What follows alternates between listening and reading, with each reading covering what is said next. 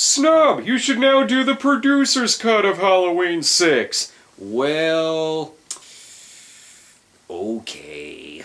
First, let's give a little backstory on Halloween 666 Part 6, the origin of the curse of Michael Myers. For fuck's sake, could anyone settle on a subtitle or a fucking number? Original Halloween 6 screenwriter Daniel Farrens completed several drafts of the script, all while the rights to the series were going through different legal battles, resulting in a 6-year gap between films before the rights were ultimately bought by Dimension Films. The widespread acclaim of the Halloween 666 script is what caused Donald Pleasence to sign back on, deeming the script the best since the original, and executives at Dimension even claimed the script was so scary they had trouble sleeping that night. Which of course meant that it had to be rewritten. As I mentioned in the theatrical cut episode, the original cut of the film tested negatively with 14-year-olds, so huge portions of the film were reshot, re-edited, with whole subplots taken out, and characters' screen time diminished, which surely resulted in a better product. I was 14 when the movie came out, and I can vouch for the fact that everyone thought it was bullshit. Especially me, because I was in my 10th viewing of Vasa de Nos. Although, the producer's cut is longer than the theatrical cut, so that's an immediate point against the producer's cut. Also, since this is a producer's cut review, I can include all of the cameos that I was forced to cut out of the theatrical cut. Snob, have you seen my beloved Steffi? Bat Hero! The opening of the producer's cut settles on the title H Sideways Witch Halloween 6. I think we all remember the editing from last time.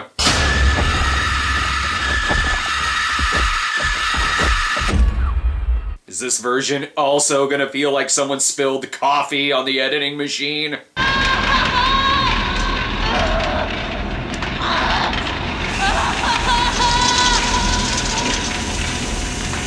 What do you know? This one feels like an actual movie. Although they took the Stephen out of Paul's Stephen Rudd, and in this version, I think he may be playing that Pope character. Also, this one has Bogart in it, making it feel classier. But there is something different about the scene where Jamie Lloyd gives birth.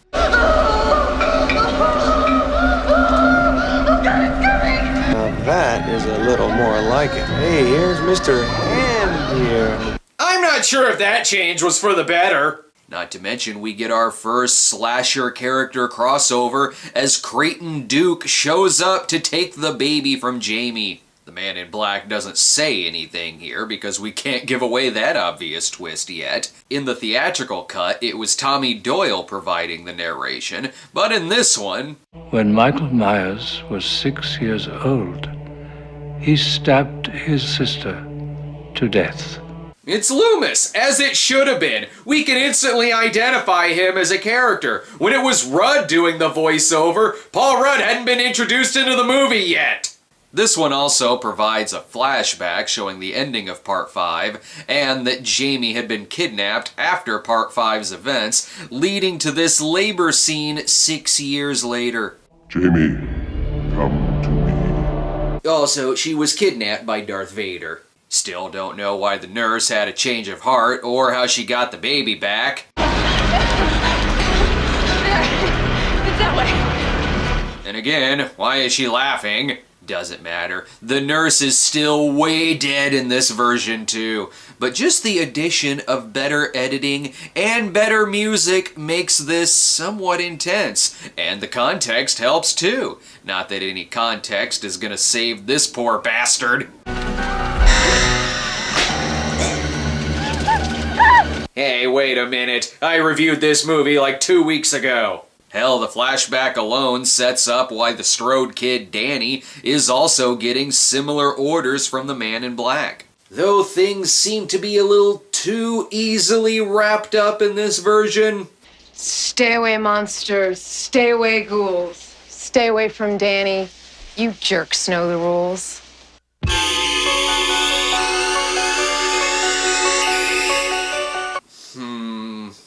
satisfied. 4 stars. That's why the A looked weird in the credits. It was designed by a 10-year-old. But rest assured, Tommy is still a creeper this time around, and he's still that weirdo on every radio station. Does this wacko caller have a name? My name's Tommy. I was only 8 years old when I saw him, but I was one of the lucky ones. I survived. Playing Ant-Man as Hannibal Lecter was an interesting choice. Not sure if it was a good one, but it was an interesting one.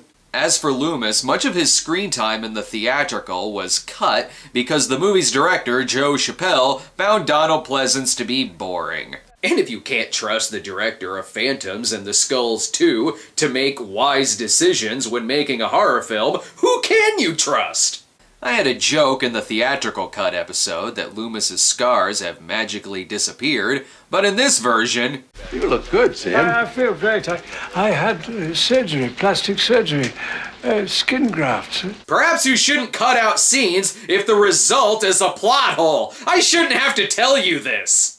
In the producer's cut, we even find out why Loomis happened to be listening to the radio program, but I'm not sure why it's still playing in the bus station / haunted house. Dr. Wynn comes by to announce his retirement to Loomis. I can't remember, is he the bad guy or not? Jamie still calls the radio station and not the police, but we at least get to see Loomis preparing for fucking battle. I think Michael may be one of the ghosts from It Follows. You gotta keep moving or else he will eventually catch up with you, even if he has to walk to your destination.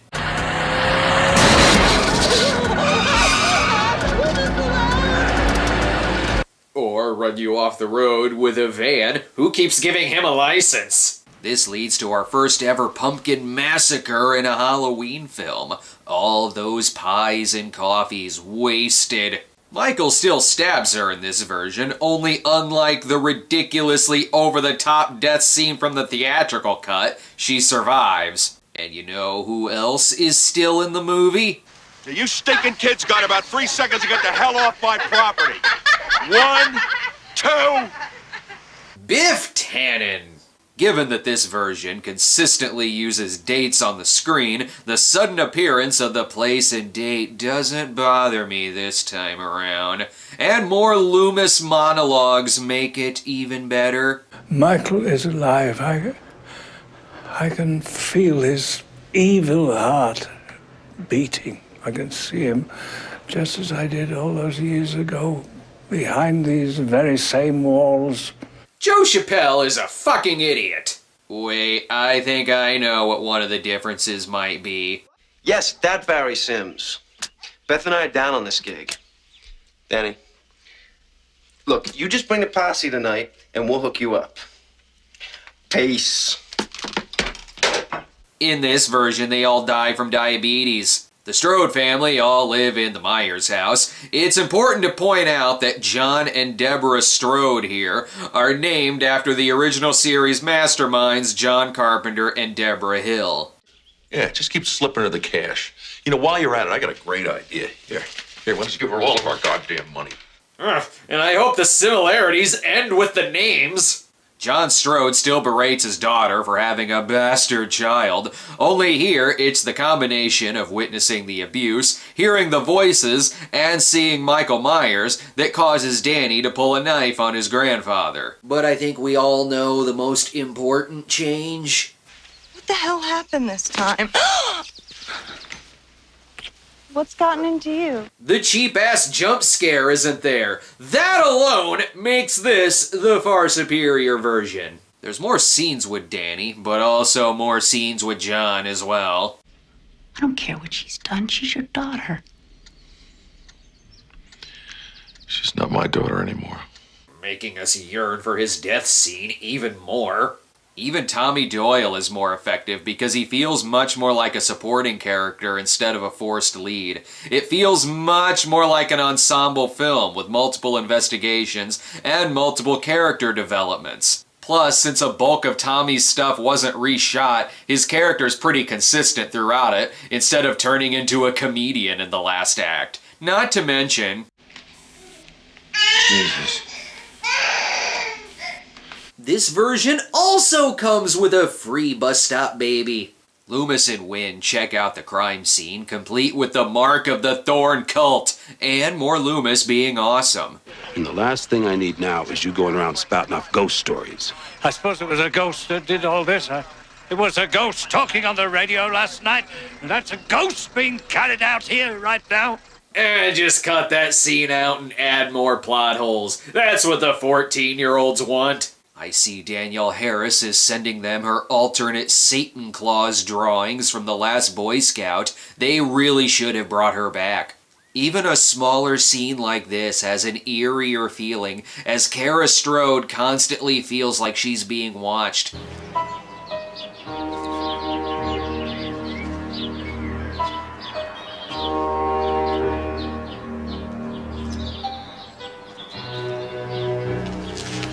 Suspense in a Halloween film, best cut that out too.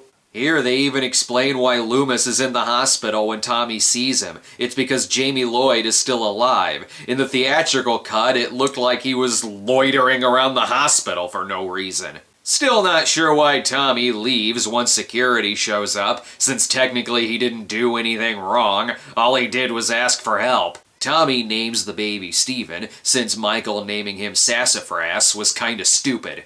Okay. Steven. Like that name? Yeah, I think it suits you. You would think that, but if you love it so much, why did you get rid of it in this version? Loomis tells Mrs. Strode more backstory, though I don't know why a relative of Laurie Strode living in the Myers house needs to be told about Michael Myers. But even this scene is better edited this time around. A man came by the house, a psychiatrist by the name of Loomis, and he told me about the terrible things that happened here in our house.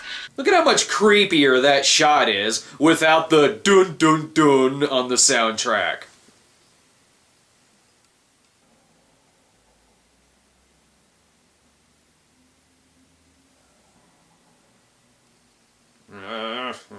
Okay, moving on. Whenever I notice that my axe is missing, I always walk a little slower too. And fuck the phone, get the hell out of there! Crap, I already used a Kim Darby True Grit reference in the theatrical cut. I don't know what to say here.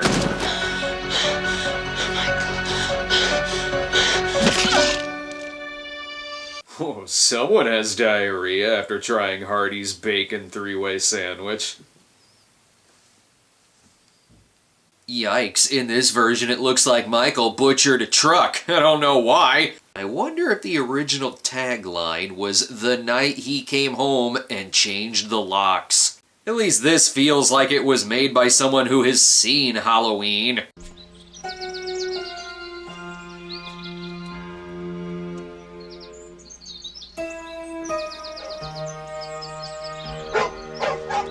This shows that Joe Chappelle can do well with mood and atmosphere, only he and the studio need to get rid of their self-sabotage fetish.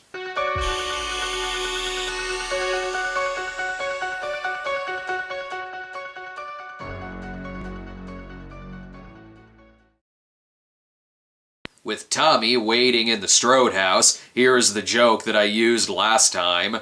Do you know whose room this used to be? The Phantom of the Opera's room? But here's how the scene is edited in the producer's cut. You're in danger. Come with me.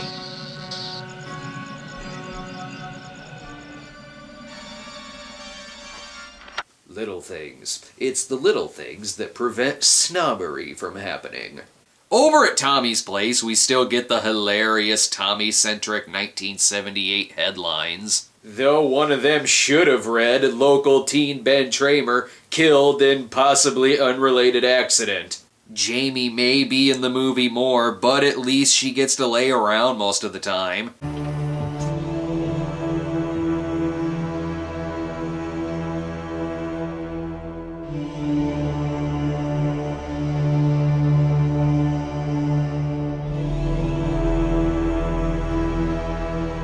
And here's where it gets weird. And I mean the good kind of weird.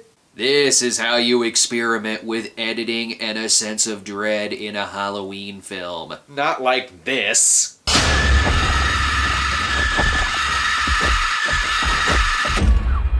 Crap, spilled coffee on the editing software again. Jamie is even given a better conclusion. Your work is done now, Jamie. No, that makes too much sense. Have Michael gratuitously push her on farm machinery. Now that the scenes are in their original order, we actually get to see Dr. Loomis mourn the death of Jamie, which is nice. And here's Michael's connection to the Thorn cult, in case you missed it last time.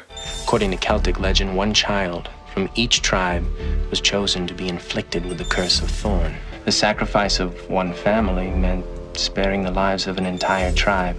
So, why are you so concerned about us if Michael's only out to kill his family? In his mind, anyone living in his house is his family. So in other words, Michael is an asshole. But not as weird as Tommy, who was smelling Kara's hair while telling this story. If Michael succeeds at killing the last of his family, then his curse ends and it'll be passed on to another child. If they had Jamie kidnapped for 6 years, they probably could have just killed her, but whatever. They gotta kill her to stop. Kara, whatever you do, Don't fall asleep? don't go back to your house. Oh, right. Sorry, getting my killers mixed up. Tommy's, house mother does her speech on Halloween again, and while it seems perfectly fine on this end of town, it's thunderstorming like a ghost story over at Tommy's place. I'm sure it's not much better next door. Deborah! I'm home! Thanks for the dinner. Oh yeah, we get to see this guy get killed again. This should be a treat.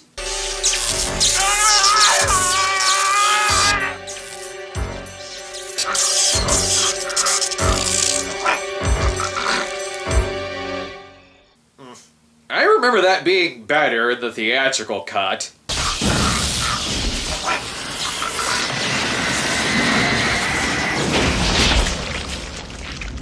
Okay, so there's one thing the theatrical cut does better, and that's John Strode's death scene.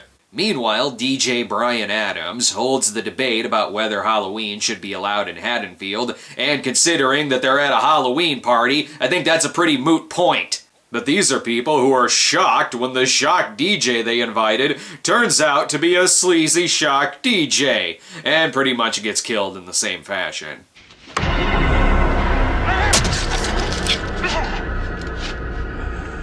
And then his show was replaced by the David Lee Roth Show. Serves him right for accidentally getting in the wrong van, fucking idiot. Was Myers counting on him making that mistake? Speaking of idiots. Beth, what you said before about Michael Myers living in our house, is that really true? How is it that the only people who don't know about the Myers house are the family associated with Michael's sister and who tried selling the Myers house? For Christ's sake, from 1978 to 1995, kids still decorate the house in Myers gear. Maybe they were right to cancel Halloween. All it did was cause kids to dance and sing under bleeding trees that dead bodies fall out of. I still wish this version would explain how Michael secretly got that body up there, and why Loomis just happens to show up. But whatever. Boobs.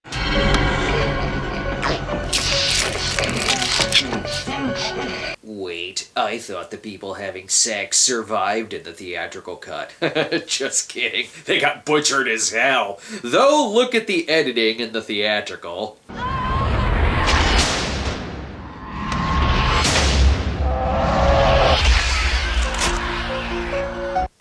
It's edited like a film student making their first music video. This version, however...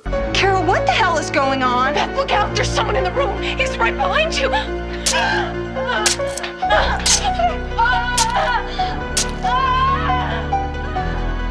It's edited like a horror film. When Kara goes to look for the now missing Danny, it shows how using the quieter score can elevate the menace.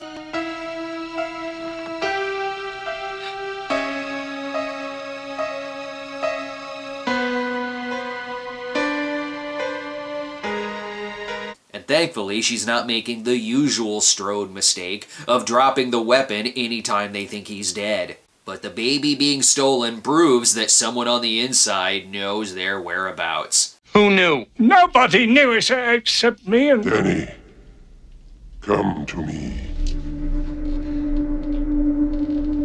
I knew it. It was the fucking candle. Now to really find out the identity of the man in black.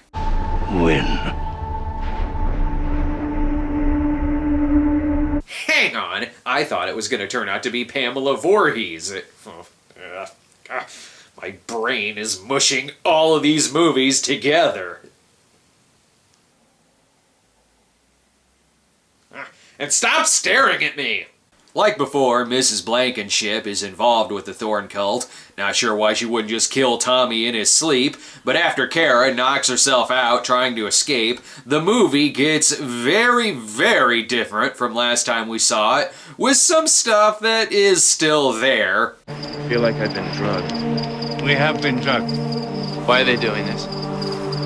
Why didn't they just kill us? Yeah, there's still not a good explanation for that. They track them down at Smith's Grove with even more additions. I think Michael is under the influence of an evil rune. Thorn. I saw the symbol.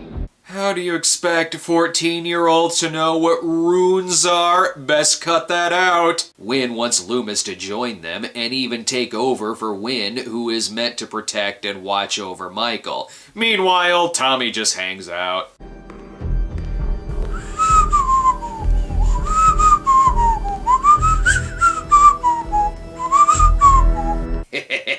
I added that. Kinda wish it was actually there. Michael's sacrifices are intended to restore balance to famine, plagues, and Tyler Perry movies, though they really shouldn't have rested all this on Michael, since he's pretty much consistently failed at killing Strodes or Myers, with the exception of his sister, but that was in the early 60s. Here, though, we see Tommy save Kara from the Temple of Doom by leading them on a riveting minecart chase. Oh, and what was hinted at in the theatrical version is all but admitted here. You know whose baby it is, don't you? Michael! The baby is yours, isn't it? Isn't it, Michael? Ew, bad uncle. Bad touch.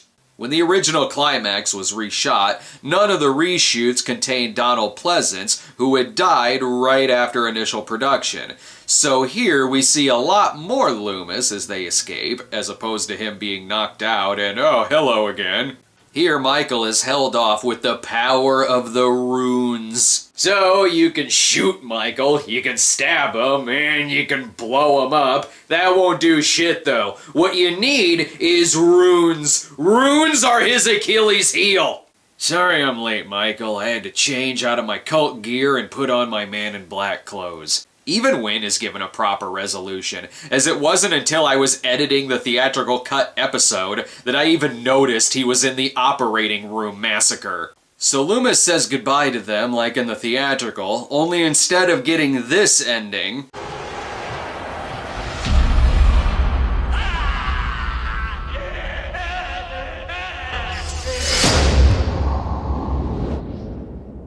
You know, when the movie just abruptly died.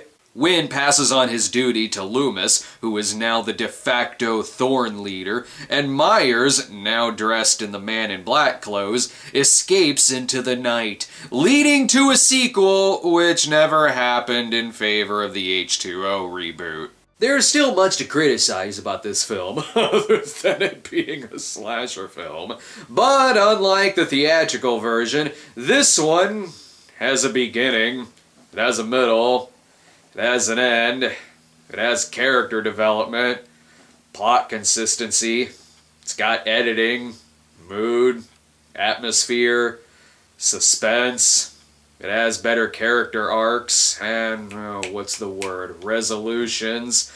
But just take all that shit out and vomit it up into theaters. Good job, idiots! Oh, it's nice that both versions are dedicated to Donald Pleasance. They loved him so much they cut out most of his scenes and called them boring. The original screenwriter had plenty of negative things to say about both versions of the film, but even he admits that the producer's cut is a better product, and even completely negative reviews of the producer's cut also admit that this one is at least a movie. Well, that does it for Musical Halloween in October, our October Halloween reviews. I best get out of here before Bat Hero...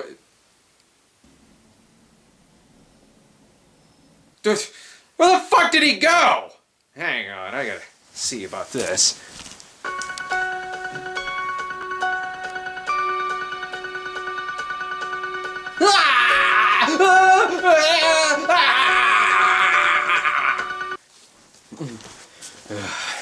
Sorry, I originally had an ending where Bat Hero was inflicted with the curse of Steffi Love, forcing him to stare down internet movie reviewers, and the only thing I could defeat him with was precious runes. But the stupid neighborhood kids didn't like that ending very much. Plus, the Bat Hero actor died. Mommy,